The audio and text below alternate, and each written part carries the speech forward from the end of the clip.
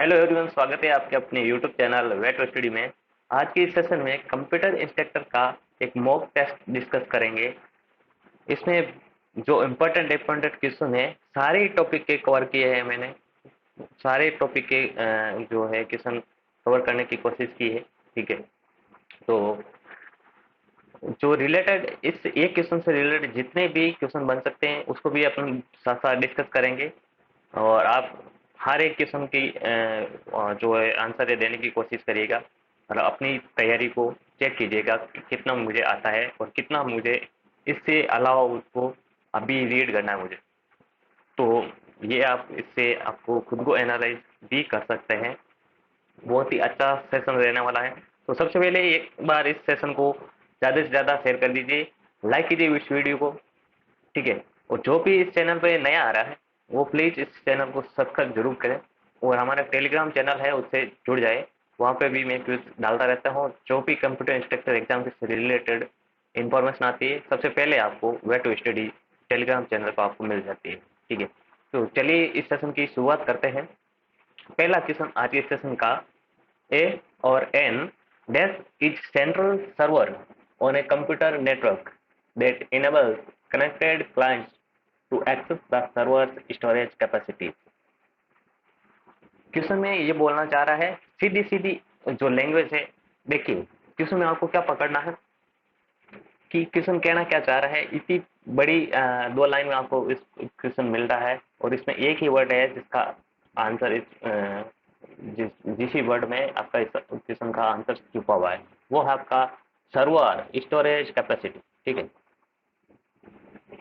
Store storage को कौन access करने देगा, इनमें से कौन सा सर्वर, यह आपको बताना है। ठीक है, तो क्वेश्चन में कहना चाह रहा है central server on computer network that enables connected clients to access the server storage capacity. Server storage capacity होती है, उसको एक्सेस करने के लिए कौन से सर्वर की आपको नीड होगी, वेब सर्वर की, एप्लीकेशन सर्वर की, प्रिंट सर्वर की या फाइल सर्वर की।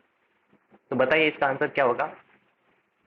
आपको स्टोरेज कैपेसिटी एक्सेस करनी है सर्वर से, तो उसके लिए आपको फाइल सर्वर की नीड होगी।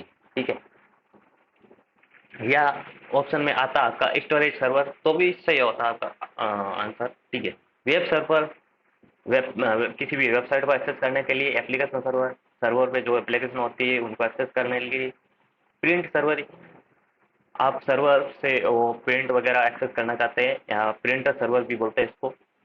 तो ये भी टाइप होता है आपका सर्वर का। देख लीजिए इधर टाइप ऑफ सर्वर स्क्रीनशॉट डाला है मैंने। डेटाबेस सर्वर होता है डेटाबेस को एक्सेस करने के लिए सर्वर से।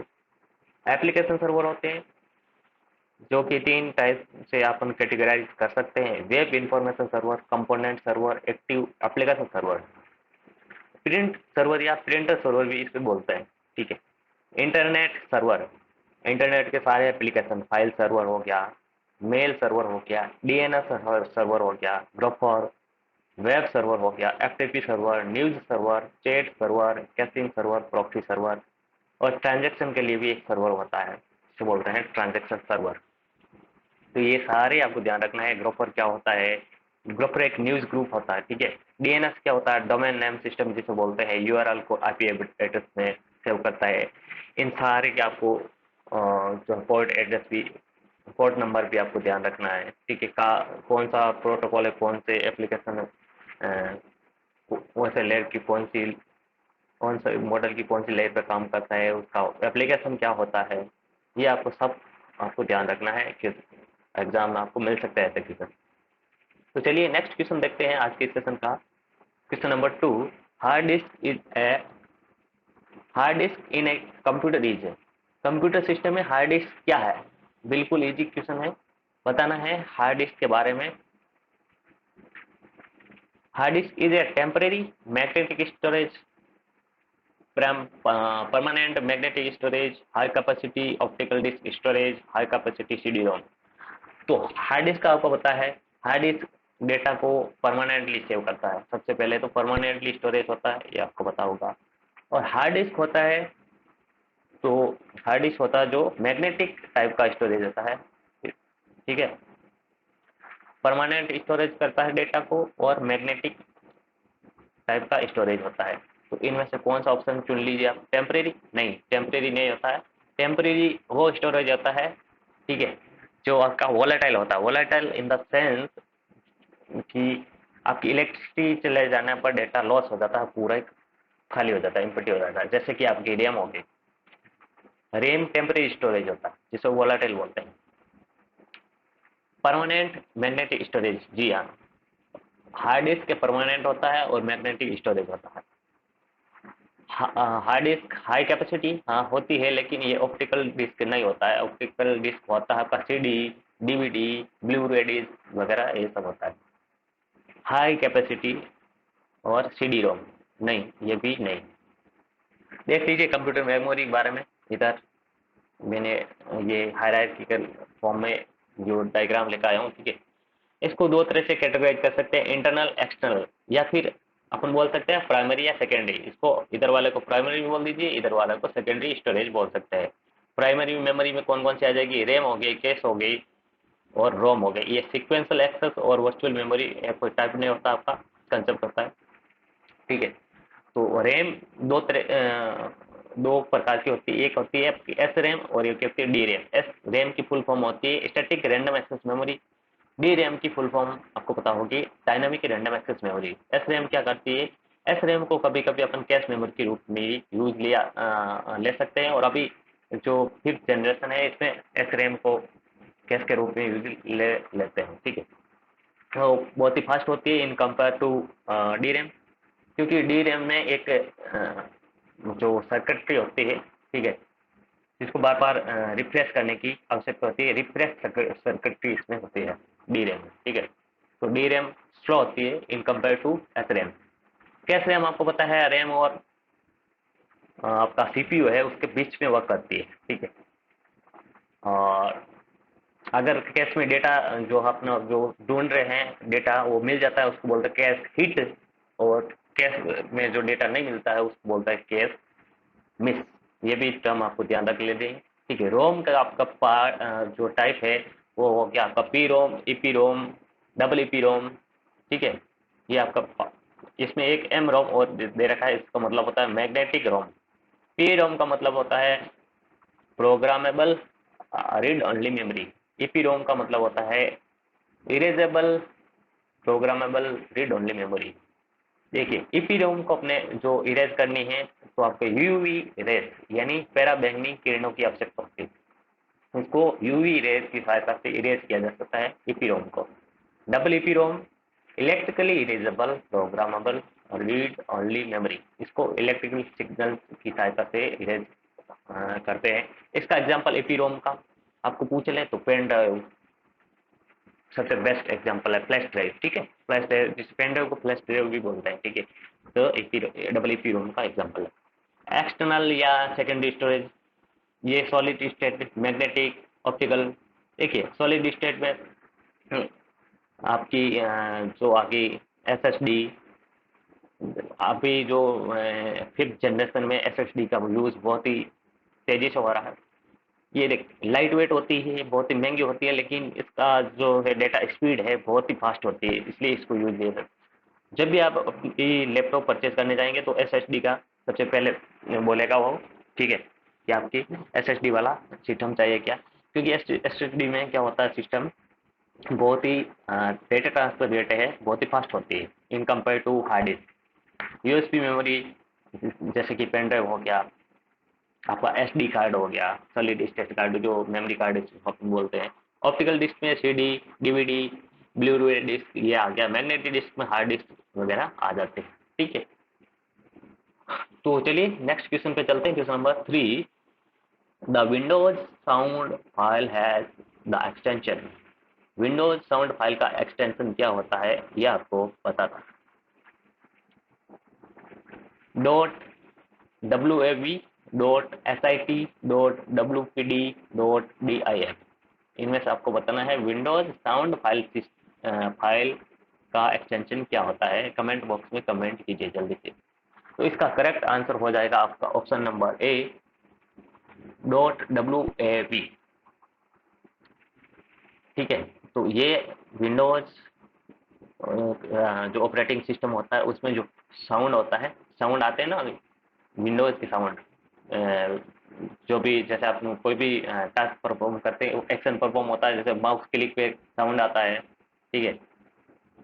कोई भी अपन पेरिफेरल अटैच करते हैं कंप्यूटर सिस्टम में, जो भी साउंड आता है, तो सेव कहाँ रहता है, किस फॉर्मेट में सेव रहता है, dot W A V format में, विंडोज का साउंड फाइल फॉर्मेट होता है, उसमें सेव रहता है। एस आई टी क्या होता है, एस आई टी होता है आपका मैक ऑपरेटिंग सिस्टम के लिए, ठीक है, कंप्रेस फाइल को कंप्रेस करने के लिए, ठीक है, एस आई टी के बारे में।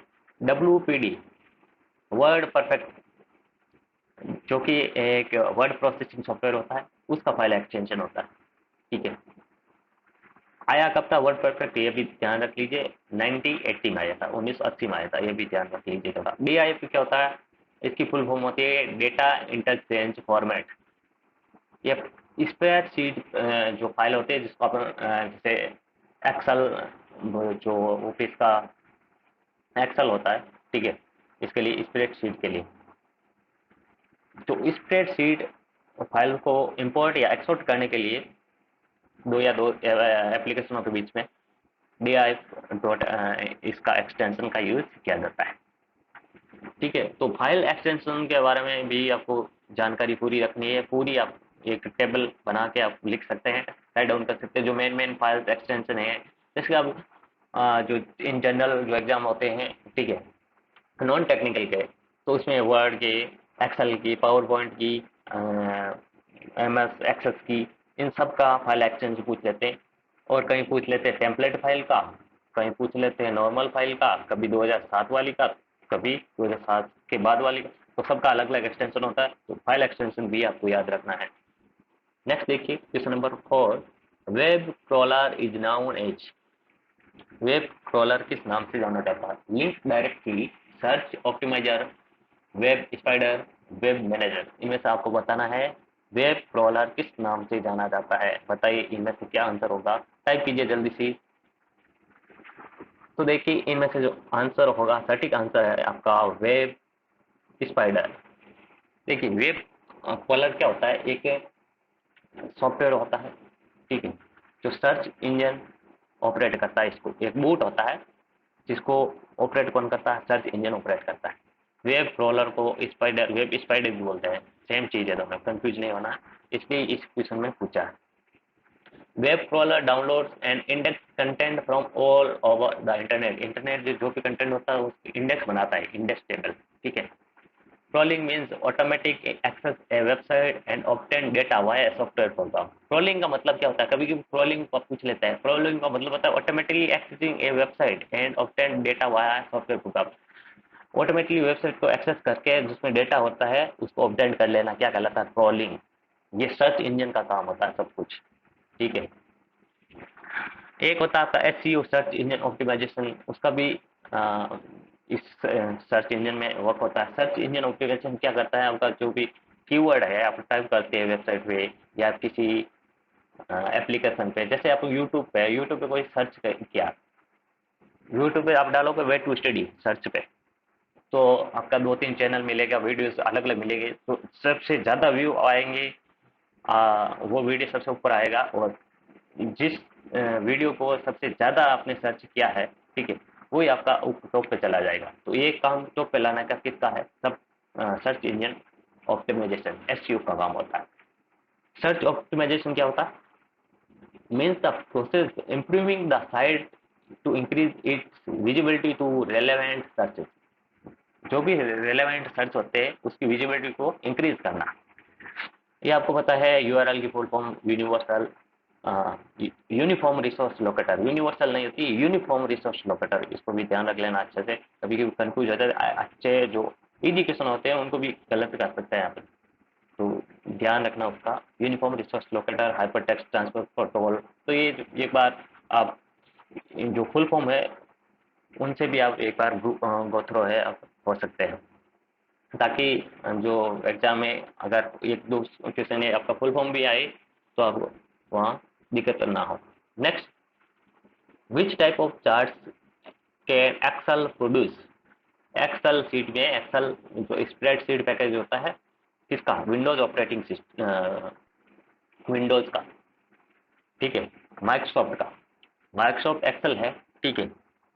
तो माइक्रोसॉफ्ट एक्सेल में आपका चार्ट कौन कौन से प्रोड्यूस होते हैं? Line chart, graph chart and pie chart only. Line और graph chart only, bar chart, line graph और pie chart, bar chart and line graph. इनमें से बताना आपको कौन कौन से चार्ट आपको एक्सेल में प्रोड्यूस हो सकते हैं।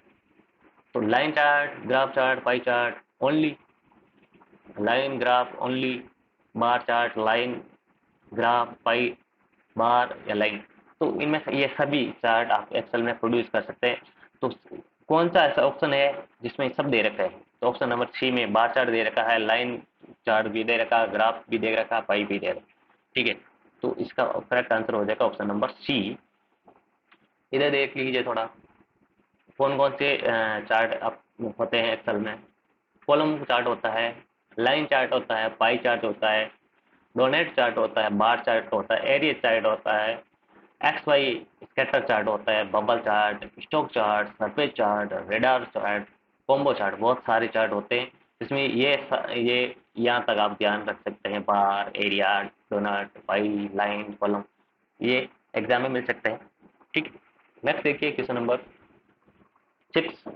विच OSI layer is concerned with reliable end-to-end delivery of data? इनमें से कौन सी लेयर, OSI की कौन सी layer end to end delivery of data के लिए रेस्पॉन्सिबल होती है? Application layer, transport layer, network layer या data link layer? End to end delivery, end to end delivery के लिए आपकी कौन सी लेयर रेस्पॉन्सिबल होती है बताइए, कमेंट कीजिए जल्दी से। तो इस क्वेश्चन का करेक्ट आंसर होगा आपका ट्रांसपोर्ट लेयर। इस साइड देख लीजिए, ओएसआई मॉडल। ओएसआई मॉडल आपको अच्छे से पढ़ के जाना है। यहाँ से आपका जो आपके क्वेश्चन है वो 2 या 3 से क्वेश्चन मिल सकते हैं। खाली नेटवर्किंग में ओनली ओएसआई मॉडल से जो मिनिमम क्वेश्चन है 2 या 3 आपके एग्जाम में डायरेक्टली देखने को मिल सकता है। ठीक है, तो अच्छे से पढ़ के जाना है ओएसआई मॉडल को। लेयर कौन कौन सी होती है? फिजिकल लेयर होती है, लेयर नंबर 1। लेयर 2 होती है data link layer, layer 3 network layer, layer 4 होती है ट्रांसपोर्ट लेयर, लेयर 5 होती है सेशन लेयर, और 6 होती है प्रेजेंटेशन, 7th लेयर होती है आपकी एप्लीकेशन लेयर। नीचे से काउंट करनी है आपको। लेयर नंबर 1 होती है फिजिकल और 7 होती है एप्लीकेशन। कभी कभी तो यही क्वेश्चन पूछ लिया जाता है, लेयर 1 कौन सी होती है? तो पहला ही ऑप्शन होता है एप्लीकेशन, उसको आप टिक करके आ जाते हैं, वो गलत हो जाता है। लेयर 1 होती है फिजिकल, लेयर 7 होती है आपकी एप्लीकेशन। तो देखिए, फिजिकल पे डेटा होता है, बिट के फॉर्म होता है, और इसके एप्लीकेशन क्या होते हैं, इसमें मीडिया, सिग्नल, बाइनरी ट्रांसमिशन इसमें होता रहता है। डेटा लिंक लेयर में आपका जो पीडी होता है, प्रोसेस डेटा यूनिट जिसे बोलते हैं, फ्रेम के रूप में होता है डेटा। इसमें मैक और एलएफसी, मीडिया एक्सेस कंट्रोल और लिंक कंट्रोल, ये फिजिकल एड्रेसिंग करता है डेटा लिंक लेयर, यानी मैक एड्रेस यहाँ पे काम में लिया जाता है। नेटवर्क लेयर पाथ डिटरमिनेशन और आईपी एड्रेसिंग का काम करता है नेटवर्क लेयर। यहाँ पे जो डेटा का फॉर्मेट हो रहा है पैकेट के रूप में होता है। Transport layer end to end connection and reliable, ये देखिए एंड टू एंड कनेक्शन और रिलायबिलिटी के लिए ये ट्रांसपोर्ट लेयर जिम्मेदार होती है। इसे हार्ट ऑफ ओएसए भी बोलते हैं। यहाँ जो डेटा का फॉर्मेट होता है सेगमेंट या फिर डेटाग्राम में होता है। ऊपर की जो तीनों लेयर होती है वहाँ डेटा का फॉर्मेट बदलता नहीं, डेटा में ही रहता। Session layer inter host communication प्रदान करती है। प्रेजेंटेशन लेयर डेटा का कंपैरिजन हो गया, इनक्रप्शन हो गया, ठीक है, डिक्रप्शन हो गया, ये सब प्रेजेंटेशन लेयर का काम। एप्लीकेशन लेयर का काम नेटवर्क प्रोसेस टू एप्लीकेशन, जो ये यूजर लेवल के लिए होती है एप्लीकेशन। यहाँ सारे जो एप्लीकेशन होते हैं एक्सेस करने के लिए, ठीक है। तो इन तीनों हैं जो, ठीक है, ऊपर वाली लेयर को बोलते हैं होस्ट लेयर और नीचे वाली को बोलते हैं मीडिया लेयर, ठीक है। नीचे वाली ट्रांसपोर्ट लेयर से नीचे वाली यानी नेटवर्क, डेटा लिंक और फिजिकल लेयर को मीडिया लेयर बोलते हैं, और ट्रांसपोर्ट, सेशन, प्रेजेंटेशन और एप्लीकेशन को होस्ट लेयर भी बोलते हैं। और एक चीज, ओएसआई मॉडल के अलावा आपको टीसीपी आईपी मॉडल भी देख के जाना है। लेयर्स कितनी होती है? अभी लेटेस्ट जो होता है अभी जो चल रहा है उसमें 5 लेयर होती है और पहले वाले में 4 लेयर होती है। इसमें भी कंफ्यूज हो जाते हैं, उसको अच्छे से देख के जाना है, उसमें लेयर है, उसके फंक्शन है, उसके जो भी एप्लीकेशन है उसको देख के जाना है अच्छे से, टीसीपी आईपी और वॉइस मॉडल दोनों को। Next question, question number 7। The default extensions of Microsoft word 2007 और माइक्रोसॉफ्ट एक्सेल 2007। देखिए वर्ड 2007 और एक्सेल 2007 की आपको फाइल एक्सटेंशन पूछा है यहाँ पर 2007 वाला। बताइए वर्ड का क्या होता है, एक्सेल का क्या होता है, इन ऑप्शन में से चूज करके बताइए। तो सबसे पहले आया है वर्ड 2007। तो doc doc doc doc doc x तो होता नहीं है 2007 के बाद में। जैसे 2010 है, 2016 है, इसका जो फाइल एक्सटेंशन होता है वो डॉक एक्स होता है। ठीक है, बाकी 2007 और उससे पहले का डॉक होता है, डॉट डॉक। और एक्सेल का क्या होता है, एक्स एल एस। ठीक है, एक्स एल एक्स तो होता नहीं क्योंकि ये तो 2007 के बाद वाली फाइल होता है। एक्सएमएल होता है एक्सटेंसिबल मार्कअप लैंग्वेज, ये अपना होता नहीं है। तो option number A is the correct answer. Dot doc होता है आपका वर्ड 2007 के लिए और डॉट एक्स एल एस होता है आपका एक्सेल 2007 के लिए फाइल एक्सटेंशन। इधर देख लीजिए थोड़ा, टेम्पलेट फाइल का एक्सटेंशन क्या होता है, वर्ड टेम्पलेट फाइल का, ये पूछ लिया जाता है कभी कभी। और अभी जो पटवार का या शायद वीडियो का पेपर था उसमें पूछा गया था, वर्ड टेम्पलेट फाइल का extension dot dot x, dot D O T X, ये होता है आपका किसका एक्सटेंशन, वर्ड टेम्पलेट फाइल का। और एक्स लगाया है इसका मतलब 2007 के बाद की फाइल है, 2010 की हो सकती है, 2016 की हो सकती है, 2013 वाला की भी हो सकती है। ठीक है, वर्ड डॉक्यूमेंट के लिए डॉट एक्स हो गया। ठीक है, ये आप देख सकते हैं, ये सब आप देख सकते हैं यहाँ फाइल एक्सटेंशन। कभी कभी आरटीएफ की फुल फॉर्म पूछ लिया जाता है, RTF file extension rich text format हो गया, एचटीएमएल ये आपको पता है, एक्सपीएस वगैरह, ये सब एक बार आप गो थ्रू इससे हो लीजिएगा। फाइल एक्सटेंशन वाले से एक या दो क्वेश्चन यहाँ से मिल सकते हैं फाइल एक्सटेंशन।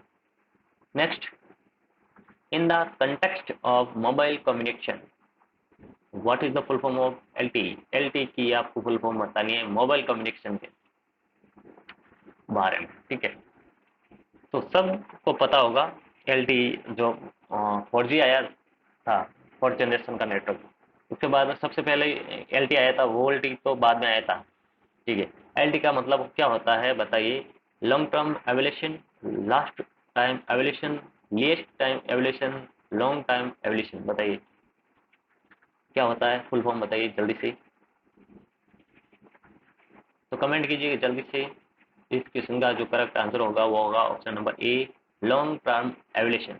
देखिए, तो आपने सुना होगा एल टी वोल्टी, बहुत प्रॉब्लम होती है, इसमें डिफरेंट क्या होता है, क्या क्या काम आते हैं, तो देख लीजिए। फुल फॉर्म तो आपको पता होगा, long term evolution. L T की वोल्टी की होती है voice over long term evolution. L T काम क्या करता है, primary design to data only, ये ओनली डेटा के लिए, ये वॉइस और वीडियो दोनों डेटा, वॉइस और डेटा यानी वॉइस और जो डेटा है या फिर वीडियो सिग्नल्स है उन दोनों को सपोर्ट करता है।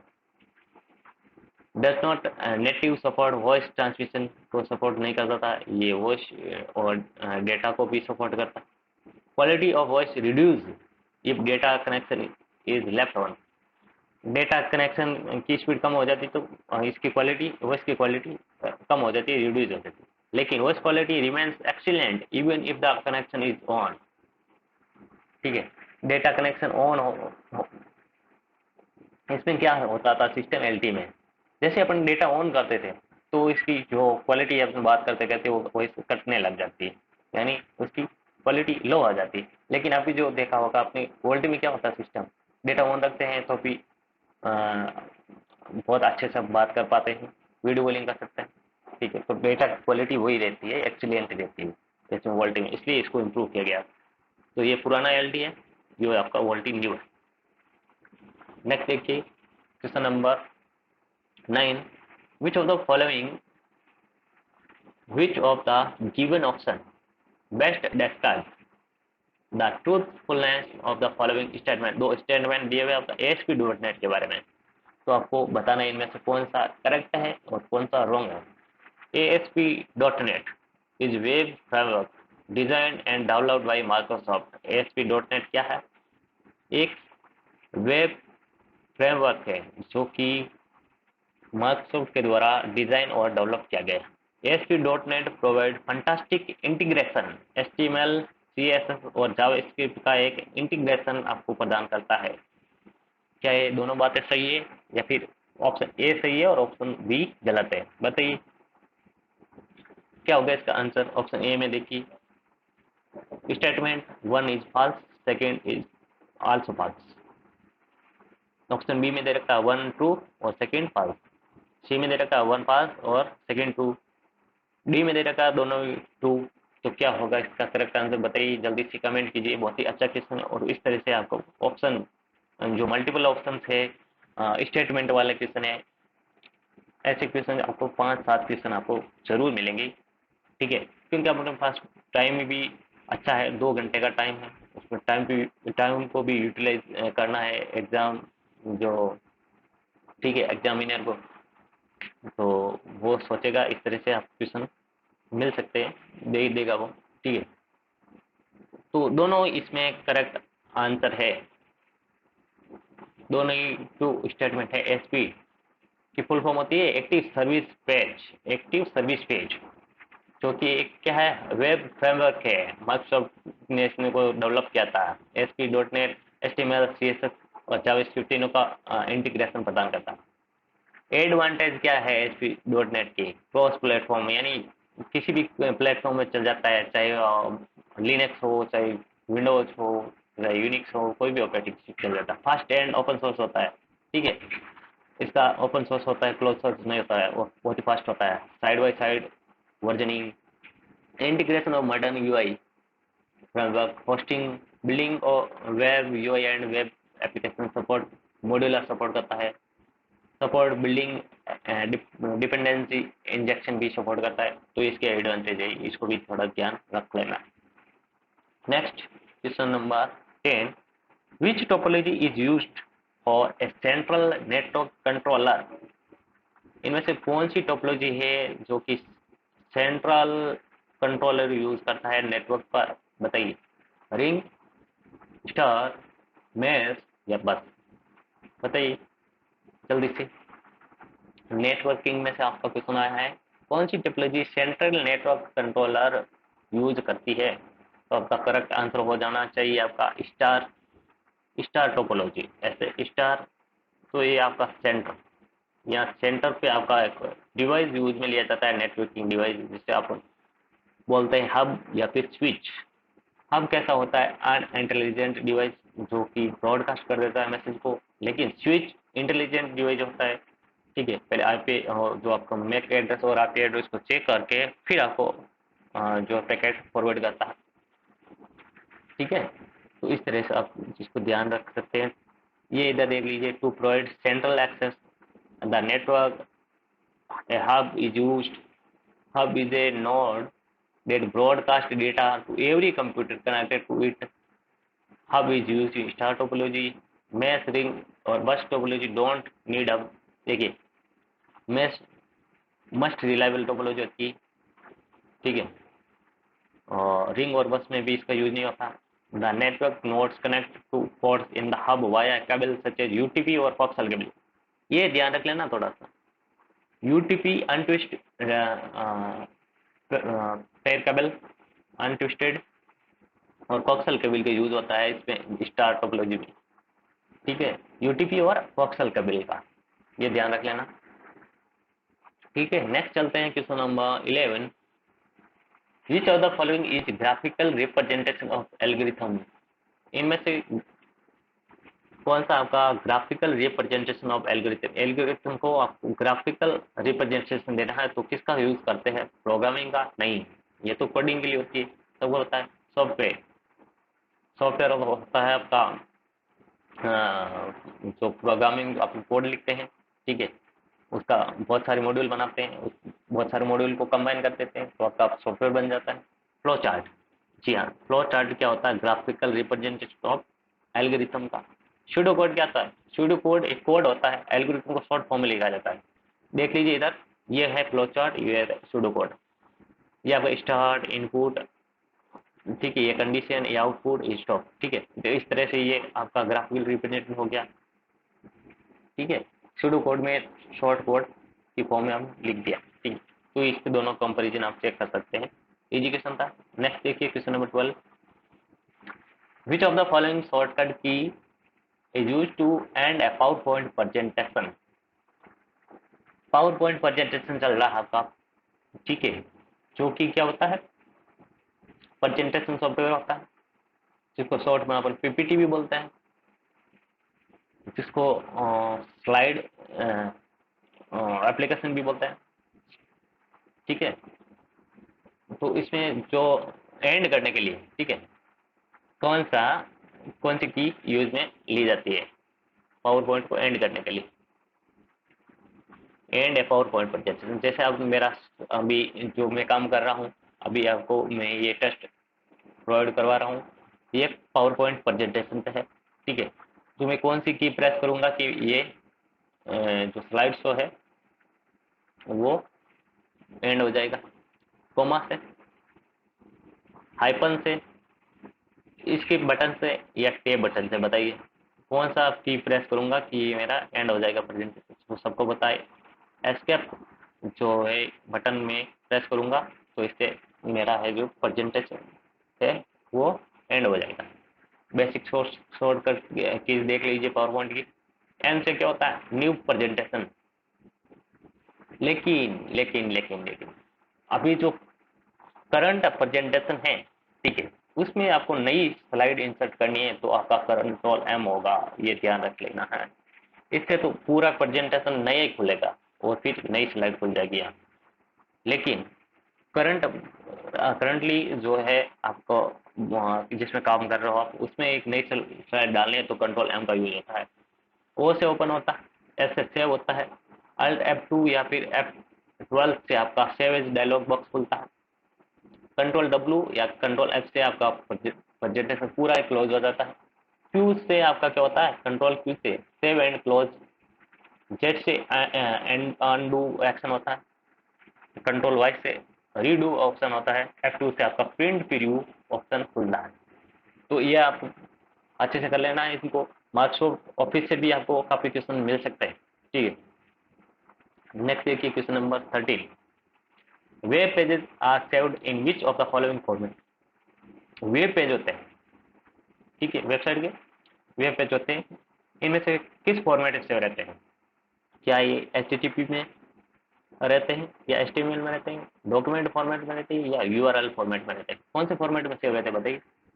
जब भी आप एचटीएमएल लैंग्वेज में आप वेबसाइट का कोई भी वेब पेज बनाते हो तो उसमें नोटपैड में बनाते हो, किस में सेव करते हो आप? डॉट एच टी एम या dot H T M L में सेव करते हो। इसकी फुल फॉर्म आपको पता होनी चाहिए, hyper text markup language, H T M L में सेव करते हो। एच टी टी पी क्या है?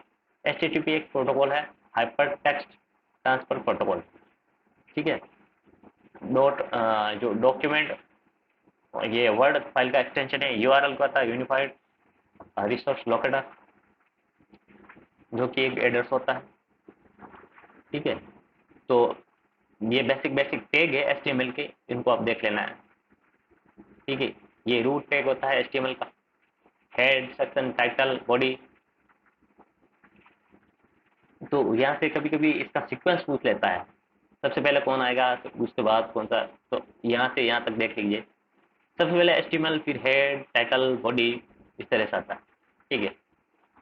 और हेडिंग टैग H1 से H6 तक होता है, तो H6 हेडिंग टैग होता है, H6, ठीक है, जो कि सबसे छोटा होता है।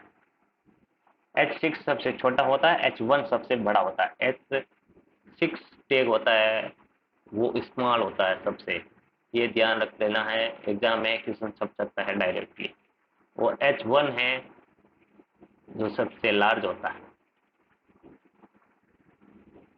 लार्ज हेडिंग और ये स्मॉल हेडिंग। ठीक है। बी क्या करता है, बोल्ड करता है, और इसके जगह स्ट्रॉन्ग टैग भी यूज लिया जाता है। इटैलिक आई से होता है सेंट्रल अलाइनमेंट के लिए। यू वाला होता है जो अनऑर्डर्ड या बुलेटेड लिस्ट होती है उसके लिए। ओ वाला होता है ऑर्डर लिस्ट जो नंबरिंग वाली होती है, अल्फाबेट वाली हो सकती है। एल आई लिस्ट के लिए। Break, B R tag line break के लिए। पी टैग होता है आपका पैराग्राफ टैग। एच आर होता है हॉरिजेंटल रूल। ये I M G S R C कोई भी इमेज को डिस्प्ले करवाते हैं हम, उसमें डालते हैं लिंक वगैरह, तो I M G tag use किया जाता है। और हाइपर लिंक लिए H R E F, a half, a harp, ये आपका यूज लिया जाता है। बहुत इंपॉर्टेंट है, सब देख लीजिए एक बार। तो इससे इसके अलावा भी जो important important number 14, which of the following is not an open source operating system. इनमें से कौन सा ओपन सोर्स ऑपरेटिंग सिस्टम नहीं है। ठीक है।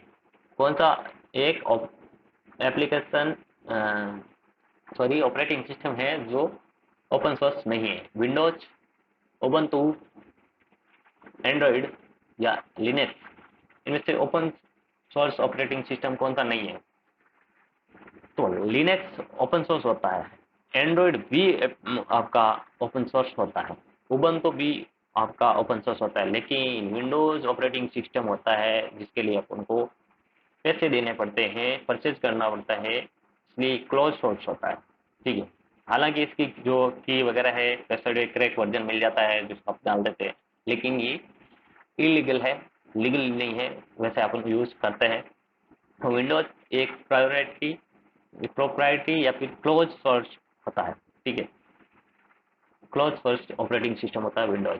तो इधर देख लीजिए, इधर वाले आपका आपके जितने भी एप्लीकेशन या ऑपरेटिंग सिस्टम है ओपन सोर्स है, और इधर वाला क्लोज सोर्स होता है। M S office, Corel draw, Picasa या फोटोशॉप वाला, एप्पल, मैक आईओएस, मैकेपी, ये सब आपका है क्लोज सोर्स। और इधर वाले जो लिनक्स के, Linux, Unix, Android, MeeGo, Symbian operating system, open office, ये सब होता है। इसका ध्यान रख लेना है कि ओपन ऑफिस होता है जो ओपन सोर्स होता है, और सिम्बियन क्या ऑपरेटिंग सिस्टम मोबाइल के लिए यूज होता था पहले, अब नहीं होता है, ये भी ओपन सोर्स है। ठीक है। तो इन सबको ध्यान रखना है, ओपन और क्लोज सोर्स। नेक्स्ट देखिए क्वेश्चन नंबर 15, विच सिंबल डिनोट्स डिराइव्ड एट्रीब्यूट इन ईआर मॉडल। देखिए डेटाबेस का क्वेश्चन है। ईआर मॉडल का मतलब होता है एंटिटी रिलेशनशिप मॉडल, सबको पता है।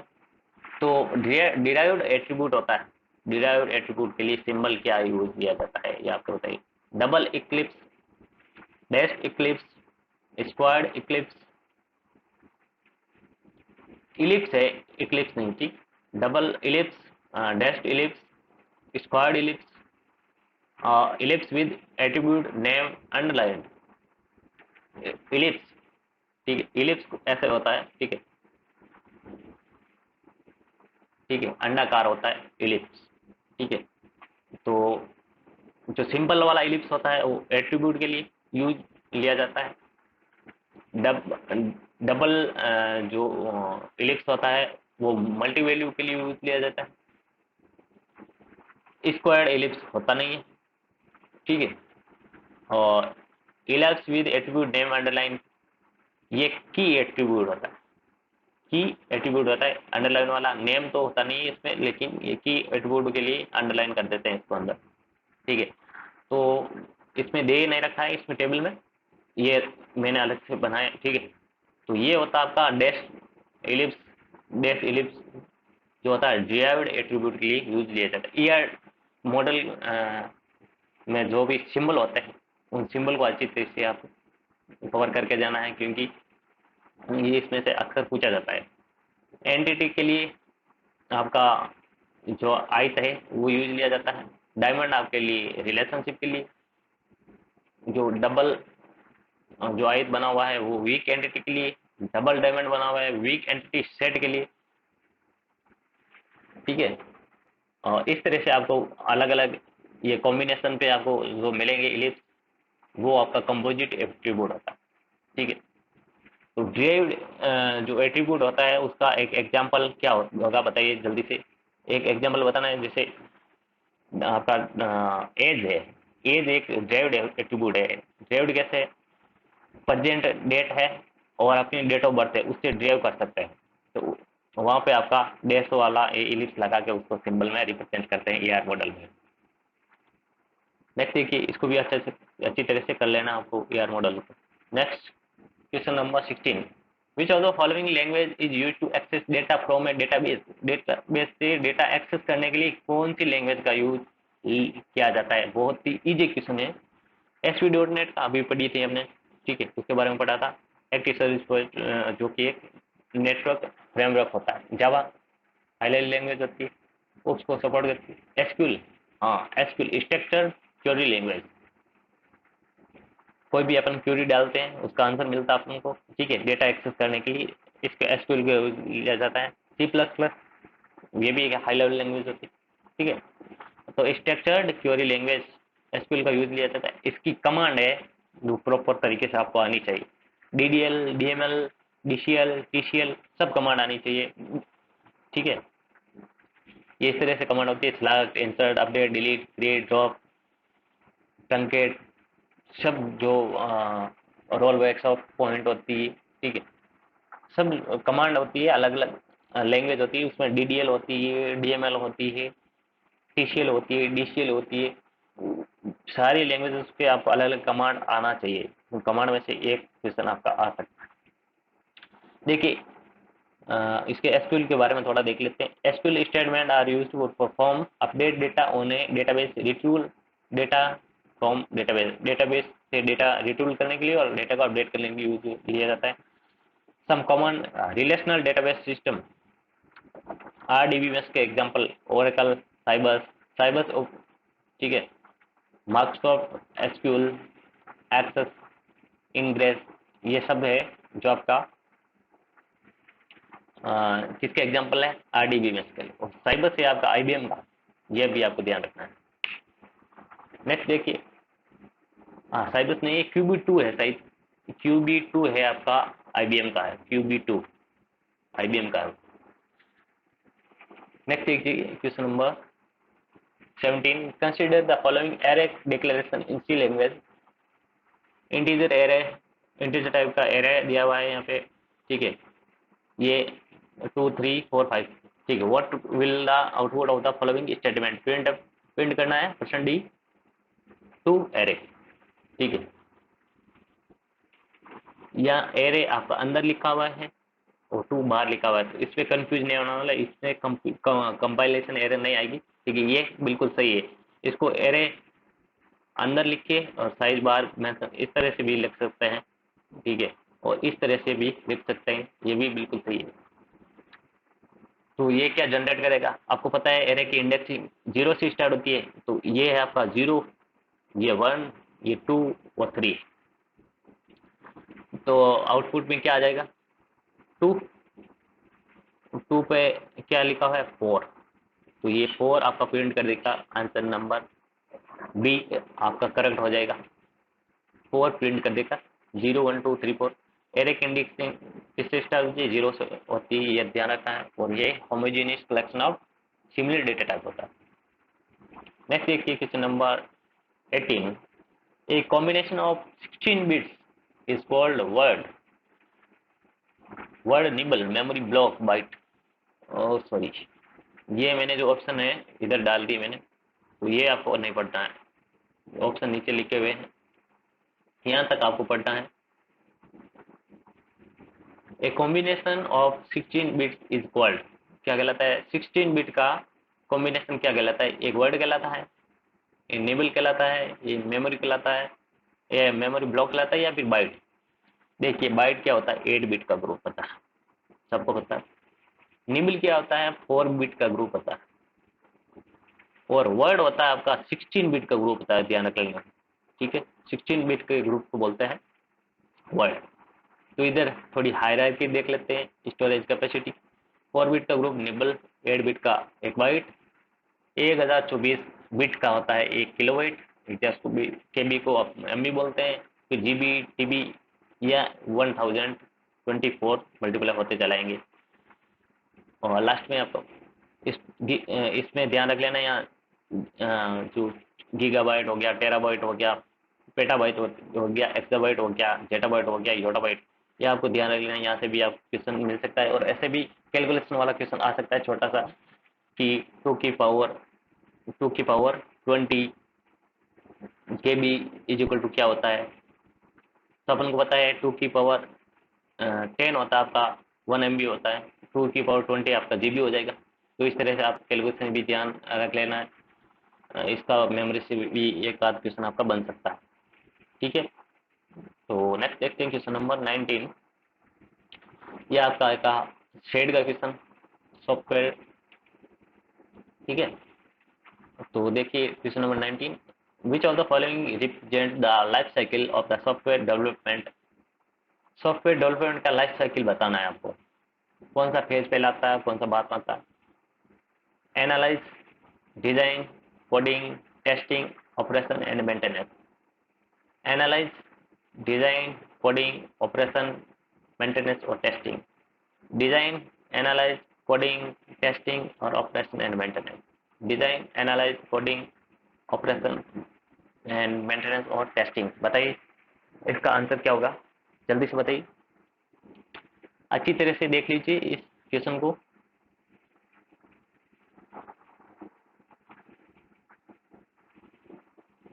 देखिए क्वेश्चन ऑप्शन नंबर डी को देखिए, टेस्टिंग सबसे लास्ट, टेस्टिंग सबसे लास्ट में की जाती है, पता है आपको। ऑपरेशन एंड मेंटेनेंस, मेंटेनेंस होता है सबसे लास्ट में। ठीक है, कोडिंग के बाद में टेस्टिंग की जाती है, तो ये तो होगा नहीं, ये टेस्टिंग, उसके बाद में ऑपरेशन एंड मेंटेनेंस हो सकता है। ऑपरेशन एंड मेंटेनेंस, मेंटेनेंस पे सबसे, ये भी हो सकता है, ये नहीं हो सकता। टेस्टिंग बाद में नहीं होती है, टेस्टिंग मेंटेनेंस से पहले होती है। मेंटेनेंस फेज होता है सबसे लास्ट में। ठीक है, ये हो सकता है। तो इनमें से कौन सा, एनालाइज, डिजाइन, कोडिंग, टेस्टिंग। सबसे पहले अपन क्या करते हैं, एनालाइज करते हैं, फिर उसके बाद में डिजाइन करते हैं, फिर उसके बाद में कोडिंग करते हैं, उसके बाद में टेस्टिंग करते हैं, फिर operation and management. Option number A सही होगा। ठीक है, एनालिसिस करेंगे पहले, डिजाइन करेंगे, फिर कोडिंग करेंगे, फिर उसकी टेस्टिंग करेंगे, फिर जो भी प्रोडक्ट बनता है, सॉफ्टवेयर बनता है, उसको आप कस्टमर के हैंड ओवर कर देंगे, और जिसमें जो भी बाद में जो अपडेट होता है, मेंटेनेंस होगा, उसका उसका करते जाएंगे। ठीक है, तो ऑप्शन नंबर ए इसका करेक्ट आंसर होगा। नेक्स्ट देखिए, और आज के इस सेशन का लास्ट क्वेश्चन है। गाइज प्लीज, ये सेशन आपको अच्छा लगा है तो प्लीज इस सेशन को लाइक कीजिए। बहुत ही अच्छे क्वेश्चन लेके आया हूँ आपके लिए, बहुत ही मेहनत लगी इसमें। ठीक है, तो बहुत ज़्यादा से ज़्यादा शेयर करें इसको, और जो भी नए हैं इस चैनल पे वो सब्सक्राइब जरूर करें, और टेलीग्राम चैनल से जुड़ जाएंगे, लिंक मैं डिस्क्रिप्शन में डाल दूंगा। ठीक है, नेक्स्ट क्वेश्चन देख लीजिए, टेस्टिंग का, रिगर्सन टेस्टिंग। रिगर्सन जो टेस्टिंग है, रिगर्सन टेस्टिंग किस टाइप की टेस्टिंग है, प्राइमरली रिलेटेड टू, किस टाइप से रिलेटेड है। फंक्शनल टेस्टिंग के, development testing, data flow testing, maintenance testing. तो दो तरह की टेस्टिंग होती है, एक होती है फंक्शनल टेस्टिंग, एक नॉन फंक्शनल टेस्टिंग। दो तरह से कैटेगराइज कर सकते हैं। ठीक है, तो रिग्रेशन है आपकी फंक्शनल टेस्टिंग में आता है, ये ध्यान रख लेना। फंक्शनल टेस्टिंग होती है unit testing, integration testing, system testing, regression testing और user acceptance testing. Non functional आती है performance testing, security testing, compatibility testing, usability testing या डाटा कन्वर्जेंस टेस्टिंग। ये सब नॉन फंक्शनल है, और फंक्शनल में ये, यहाँ से एक क्वेश्चन आ सकता है आराम से, यहाँ से टेस्टिंग से एक क्वेश्चन बन सकता है। ठीक है, तो ये शेड वाला जो है पोर्शन है, उसको आप अच्छे से कवर करना, क्योंकि ये लैंग्वेज में क्वेश्चन आते हैं। ठीक है, तो ये था आपका सेशन, ज़्यादा से ज़्यादा शेयर करें इस वीडियो को, और आपकी तैयारी है तो जो करते रहिए आप, जो जो भी आपको जो वीक पॉइंट है वो पॉइंट कीजिए उसको, और नोट डाउन कीजिए, और उसके बारे में आप अच्छे से लिख के आपको लर्न करने की कोशिश कीजिए, और जो भी कंसेप्ट है उसको सॉल्व कीजिए। ठीक है, तो thank you, bye bye, take care.